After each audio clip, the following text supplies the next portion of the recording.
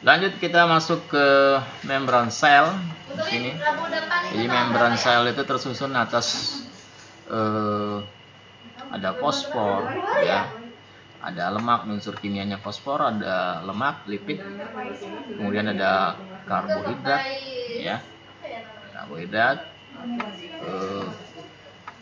kemudian ada protein, ya. Jadi fungsi daripada membran sel di sini, ya, membran sel di sini sebagai pelindung dan pengatur lalu lintas zat yang keluar masuk sel. Jadi membran sel itu bersifat semi permeable, artinya membran sel hanya dapat dilewati oleh zat-zat tertentu, ya. Jadi ini adalah apa namanya, gambar dari bagian sel itu sendiri. Kalau kita lihat dari gambar di sini, ya, kita bisa lihat di sini ada karbohidrat, gitu ya. Kemudian di sini ada proteinnya nih, ya, protein permukaan, kemudian ada protein transmembran, gitu kan. Kemudian ada kanal protein di sini. Kemudian ada sitoplasma. Nah, ini bagian luar daripada sel itu sendiri, ya. Kita lanjut ke slide berikutnya, yaitu bagian daripada sel ada sitoplasma. Apa itu sitoplasma sendiri? Ya, jadi sitoplasma itu merupakan cairan sel. Ya, di sini ada ini dia gambarnya, ditunjukkan pada gambar. Ya, cairan sel. Jadi sitoplasma itu mengandung diantaranya ada protein, ya, ada lemak, ada karbohidrat, kemudian ada zat-zat anorganik, ya, anorganik.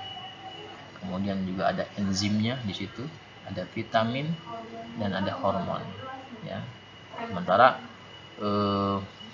fungsi daripada sitoplasma sendiri yaitu tempat berlangsungnya reaksi metabolisme sel, karena organel sel terdapat di sitoplasma. Kemudian lanjut ke nukleus, ya. Nukleus itu tersusun atas membran cairan inti nukleus plasma, kromosom dan anak inti atau nukleus, ya. Jadi cairan inti ini tersusun atas air, ada proteinnya, ada mineral, ya. Jadi perlu diketahui di apa namanya, nukleus ini kan terdapat kromosom, ya. Jadi kromosom di sini merupakan sifat pembawa dari sifat keturunannya, ya, tersusun dari benang-benang kromatin. Ya, ini ada heterokromatinnya di sini, ya, kromatin. Kemudian nukleus berperan dalam pembuatan komponen ribosom. Dan nanti ribosomnya juga kan ada pembahasannya yang berikutnya. Kemudian yang berikutnya yaitu mitokondria, ya, mitokondria. Ya, jadi mitokondria itu adalah organis sel, ya, organel membran yang berfungsi sebagai tempat penghasil energi. Ya, jadi semakin aktif suatu sel, semakin banyak mitokondrianya. Ya, jadi semakin aktif sel, semakin banyak mitokondria. Nah, ini yang tadi dikatakan ribosom, ya. Jadi ribosom itu berbentuk butiran-butiran. Ya, ini gambar di sini.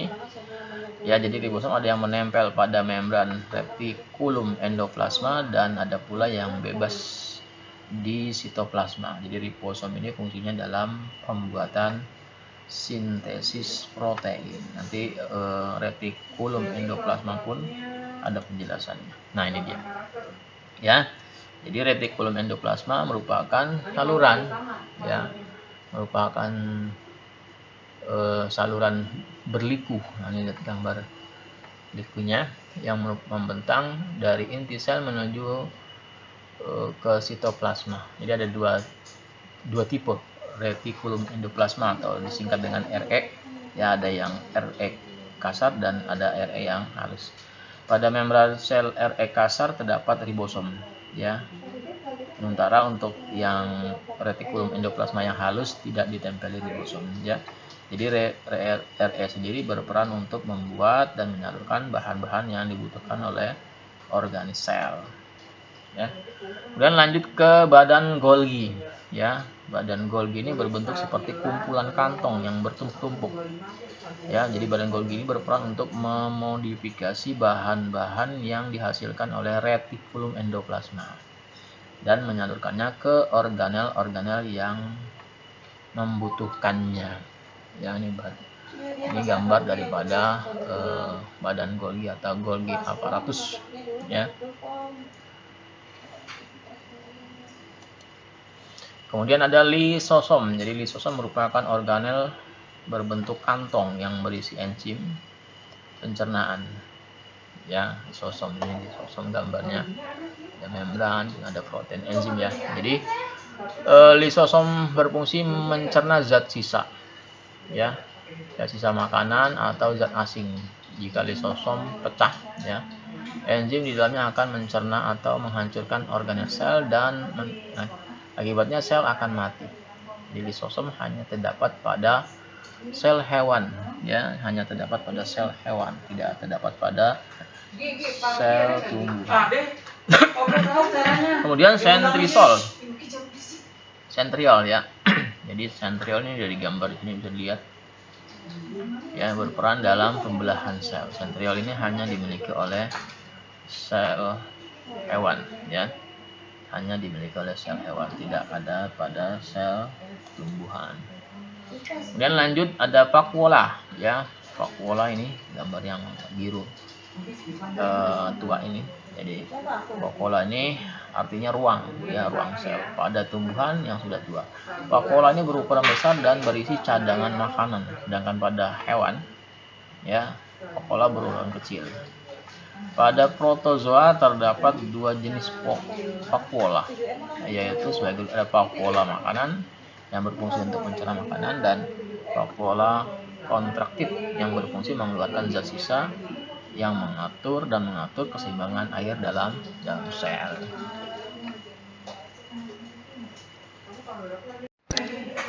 Yang berikut yaitu plastida, ya.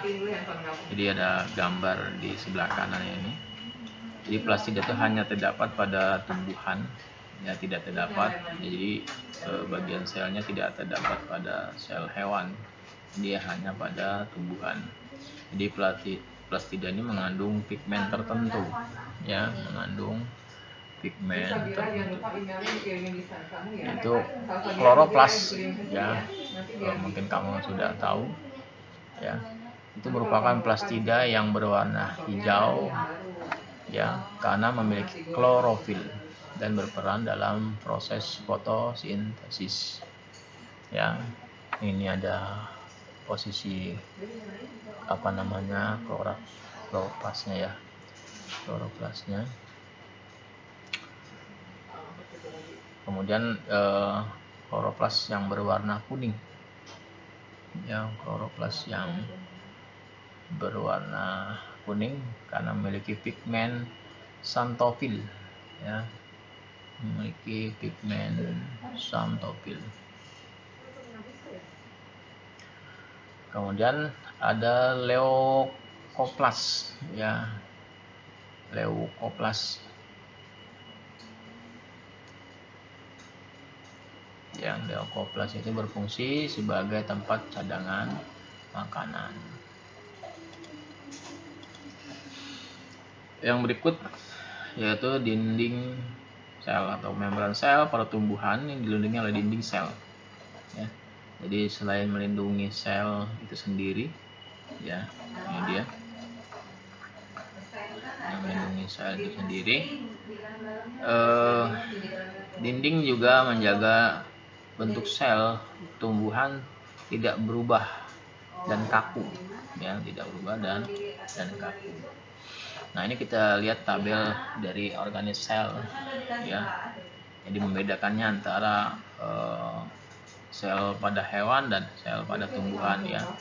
Di nukleus, organisasi nukleus ini ya, fungsinya reproduksi ya. Ini ada pada hewan, ada pada tumbuhan ya. Nukleus, ada nukleus ya, sintesis. Ini adalah fungsinya untuk sintesis ribosom ya. Ada kedua-duanya, ada di hewan, ada tumbuhan. Kemudian ada ribosom bebas ya, dan ribosom yang terikat oleh retikulum endoplasma ya. Ini fungsinya untuk sintesis protein, ada di hewan, ada di tumbuhan. Kemudian ada retikulum endoplasma yang ada yang kasar, ada yang halus ya. Fungsinya yaitu sintesis pada penyaluran bahan ya, ada di hewan, ada di tumbuhan. Kemudian badan Golgi atau Golgi sendiri ya, fungsinya memodifikasi dan penyaluran produk retikulum endoplasma atau RE ya, ada di duanya, ada di hewan, ada di tumbuhan. Kemudian ada mitokondria ya, mitokondria untuk penghasil energi, fungsinya ini ada di duanya, ada di hewan, ada di tumbuhan. Kemudian lisosom ya, lisosom ini fungsinya pencernaan makanan. Nah, ini adanya hanya di hewan ya, tidak ada di tumbuhan. Ingatin ya, lisosom adanya di hewan, tidak ada di tumbuhan. Kemudian kloroplas ya, fungsinya untuk fotosintesis, kebalikan, hanya ada di tumbuhan, tidak ada di hewan, kloroplas. Kemudian dinding sel pelindung ya, itu juga tidak ada di hewan, adanya di tumbuhan. Kemudian vakuola itu untuk penyimpanan makanan dan pengeluaran zat sisa. Ini ada di dua-duanya, ada di hewan, ada di tumbuhan ya. Kemudian ada sentriol ya, fungsinya untuk pembelahan sel. Ini hanya ada di hewan, tidak ada di tumbuhan ya. Nah, kemudian kita masuk ke jaringan ya. Jadi kumpulan dari beberapa sel yang memiliki fungsi yang sama, dia akan membentuk jaringan. Jaringan itu adalah kumpulan dari beberapa sel yang fungsinya sama sehingga membentuk ya jaringan. Jaringan ada terbagi nih ya, ada jaringan, ini jaringan pada tumbuhan ya. Ada jaringan epidermis, parenkim, kemudian jaringan penguat atau penyokong, dan jaringan pengangkut ya, jaringan pengangkut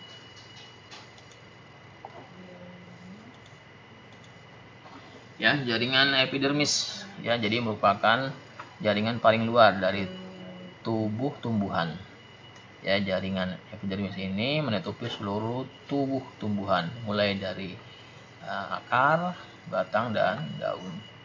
Sementara jaringan parenkim yang disebut jaringan parenkim adalah jaringan dasar karena menjadi tempat bagi jaringan yang lain ya. Parenkima tersusun atas banyak sel parenkima yang berdinding tipis. Kemudian jaringan penguat atau jaringan penyokong ya, atau disebut juga kolenkim, ini merupakan yang memberikan kekuatan yang bersifat sementara pada tumbuhan. Sementara sklerenkima merupakan jaringan penguat yang bersifat permanen ya. Kemudian ada pada tumbuhan sendiri ada jaringan pengangkut ya, ada dua ini, jaringan xilem dan ada jaringan phloem. Jaringan xilem itu jaringan pembuluh kayu ya, jadi tersusun atas sel-sel memanjang yang sudah mati. Jadi sel-sel tersebut saling menyambung membentuk satu pembuluh. Nah, pembuluh inilah yang mengangkut air ya, mengangkut air dan unsur hara pada tanah ya, dari akar menuju daun. Jadi xilem itu dari bawah ke atas ya, pengangkutannya dari bawah ke atas.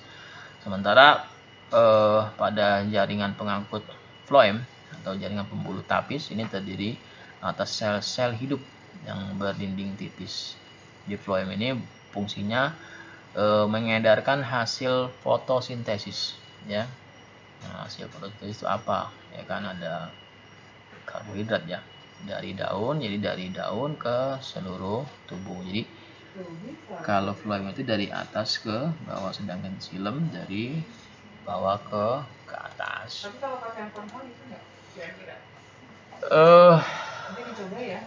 Ini ada beberapa nama jaringan ya. Pada tumbuhan ada jaringan meristem primer ya, fungsinya untuk penambah tinggi. Kemudian jaringan meristem sekunder untuk penambahan lebar dengan epidermis, yaitu fungsinya pelindung jaringan di dalamnya tempat pertukaran, parenkima tempat jaringan lain, penguat penyok maupun silem tadi sudah dijelaskan. Nah, inilah penjelasan nama-nama jaringan.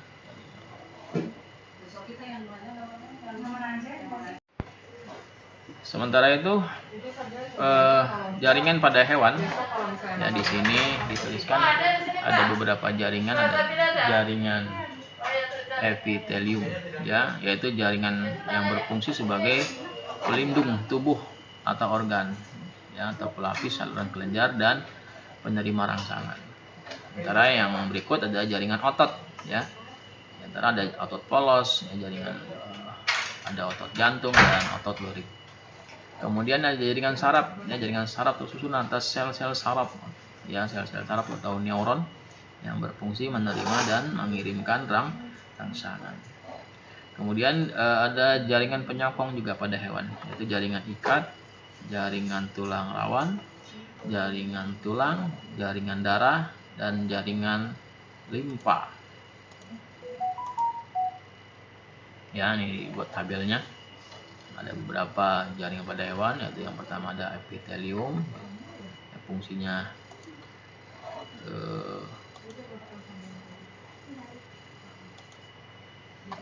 sebagai pelindung tubuh atau organ yang melapisi saluran kelenjar dan penerima rangsangan ya.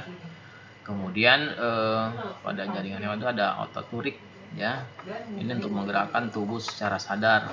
Sementara otot polos untuk menggerakkan organ tubuh secara tidak sadar. Nah, kalau lurik ini secara sadar, kalau otot polos secara tidak sadar, yang untuk menggerakkan yang tidak sadar otot polos. Sementara otot jantung untuk memompa darah ya.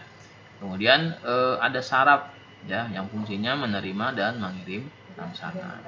Kemudian ada tendon di sini, ya, di hewan ada tendon ya, ini melekat pada otot ke tulang. Kemudian ada ligamen ya, penghubung antara tulang, dan ada tulang sendiri untuk menegakkan tubuh. Kemudian ada darah ya, mengangkut oksigen, karbon dioksida, sari makanan, sisa dan hormon. Dan kemudian yang berikut ada limpa di sini yang fungsinya mengangkut lemak dan pertahanan tubuh. Ya. Kemudian kumpulan dari beberapa jaringan yang memiliki fungsi yang sama ini akan terbentuk organ. Misalnya akan terbentuk organ. Jadi organ itu adalah kumpulan beberapa jaringan yang memiliki fungsi yang sama sehingga membentuk organ ya. Kalau tadi kan jaringan itu merupakan kumpulan sel ya, kumpulan sel yang memiliki fungsi yang sama ya. Jadi kalau organ itu kumpulan jaringan, jaringan itu kumpulan sel. Ya, organ pada tumbuhan. Ya, jadi pada tumbuhan itu terdiri atas ada akar, ada batang, ada daun ya. Akar sendiri bertugas sebagai alat untuk menunjang berdirinya tubuh tumbuhan pada tempat hidupnya, kemudian menyerap unsur hara dan menyimpan cadangan makanan. Sementara batang berfungsi menghubungkan antara akar dan daun ya, kemudian menegakkan tumbuhan dan menyimpan cadangan makanan ya, contohnya pada tumbuhan tebu gitu ya. Pada yang berikut ya, organ tumbuhan yaitu daun, fungsinya sebagai tempat fotosintesis ya, kemudian untuk penguapan air dan pertukaran udara ya. Kemudian organ pada hewan dan manusia ya, pada organ pada hewan dan manusia mempunyai fungsi khusus, misalnya lidah, hidung, telinga, dan mata sebagai organ indera ya. Sementara paru-paru sebagai organ pernapasan, lambung, usus, hati sebagai organ pencernaan. Kemudian ada ginjal, kulit, hati, dan paru-paru sebagai organ ekskresi, pengeluaran. Ya. Nah, di sini ada gambar yang bisa kamu lihat sebagai bahan acuannya. Nah, ini sistem organ pada manusia.